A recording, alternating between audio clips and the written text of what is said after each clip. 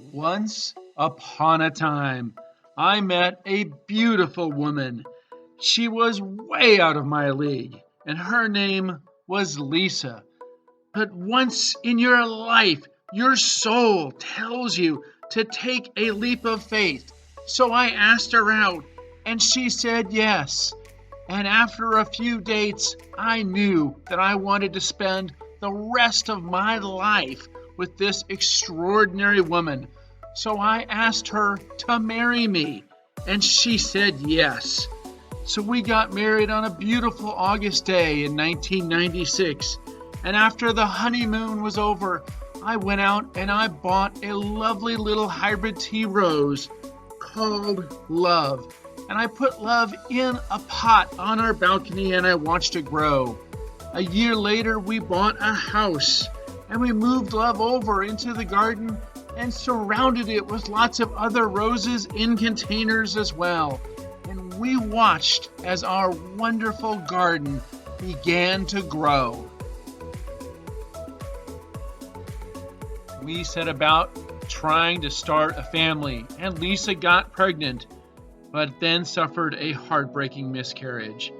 The doctors told us that the only way we were going to have children was through very intensive medical intervention known as in vitro fertilization. So we began these really challenging treatments, and Lisa got pregnant again. And this time she carried the baby almost all the way to term. It was a very scary pregnancy, and she almost miscarried, but Noah was born. He was 5 weeks premature and had medical conditions, but he was out safely. We desperately wanted one more child, and we tried again with the in vitro fertilization, and we were overjoyed that Lisa was pregnant again with twins. But tragically, she miscarried again. The doctors at that point said it was pointless to keep trying with the in vitro fertilization. We were just going to have to settle for one child. But then Love bloomed again in our garden, and we realized that we can't give up. So we decided to adopt. And we traveled to Russia in the dead of winter, going via train to the frozen city of Kirov in northern Russia, where we found our Elsa. And when we came home, Love bloomed again in our garden. We thought we were done, but then an impossible miracle happened.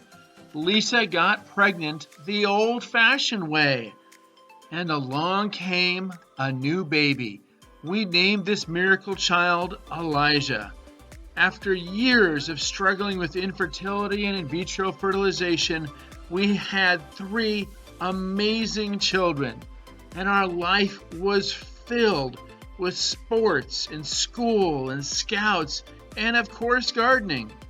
Some of these years, it was a financial strain to balance everything out.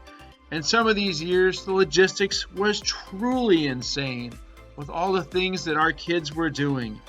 But our garden was filled with love as the rose we bought so many years ago just kept blooming year after year. Some years it was a beautiful rose, and other years it struggled a little bit, but it always kept blooming. And the days, they kept going. The days were long, but the years were short. And after many years, our children were growing up, and we thought everything was going to just go smoothly from there on out. But, unfortunately, I had a heart attack, and I nearly died. But love pulled me through and brought me back. The love of my wonderful children, but especially the love of my beloved wife, Lisa. 2020 was especially challenging for us. We tragically lost 5 of our relatives in that tough year that affected so many around the world. But we managed to pull through.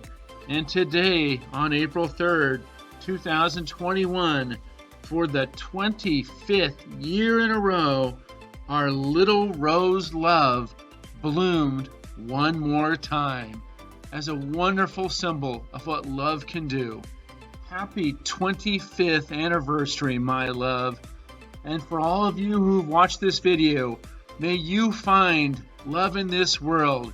And when in doubt, try your luck with a little rose called love.